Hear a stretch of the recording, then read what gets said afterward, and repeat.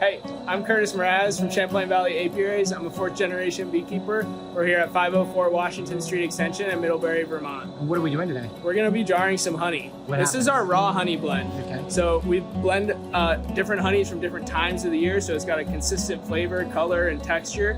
And this is really kind of like our signature sauce. So we've been making this honey blend for 94 years in Vermont here. Cool. And basically it's coming down from upstairs in another holding tank. We run it through a strainer, which pulls out any bits of wood or like a bee leg that you wouldn't want to find in the honey, but it doesn't filter it. So it still has all the enzymes, the probiotics, all those pollen grains, those health benefits that you want when you're eating raw honey. Great. And then it goes into this tank, and then we bottle it off of this machine here.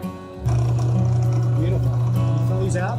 Yeah, so this is our 5-pound jar. This is like the best of the best. You really couldn't get a better product than this. And Rocket, because you came all the way to visit us, I'm gonna make sure you leave with this. Oh, amazing. But seriously, You get the raw first honey, bite. cream of the crop. Yeah. Put this on your toast. It's not just for tea. Come on, not just for coffee. Yogurt, granola, cocktails. You won't regret it. So what's up here? So this is where we extract the honey. This is kind of our loading dock room, so like our bee equipment where everything comes in and out. It's very much a clearinghouse. We come in from the bee yards, working the bees all day. We typically back the truck up to the loading dock door, and in the honey harvest time of year, we're taking off all these boxes and we're bringing them into this room, which is the extraction line. Now this is broken down for the season. We're typically only extracting 1 month of the year, which is in August. It used to be in September, but every year it's been getting earlier and earlier because there's less of a fall nectar crop. And basically we're running the frames through this thing, which takes off the cappings, so the wax that's on the surface, sealing the honey from any pathogens out in the environment.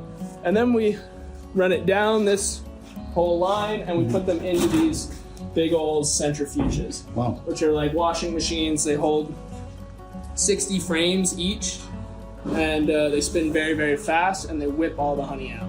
The honey then goes back into this settling tank and through this other centrifuge, which is a little bit smaller at the end. It's called a wax separator. It's actually a piece of equipment that my grandfather designed for the industry. Basically, it spins really, really fast, and the wax is pulled to the center, and the honey is spun to the outside. So it separates out the majority of honey and wax.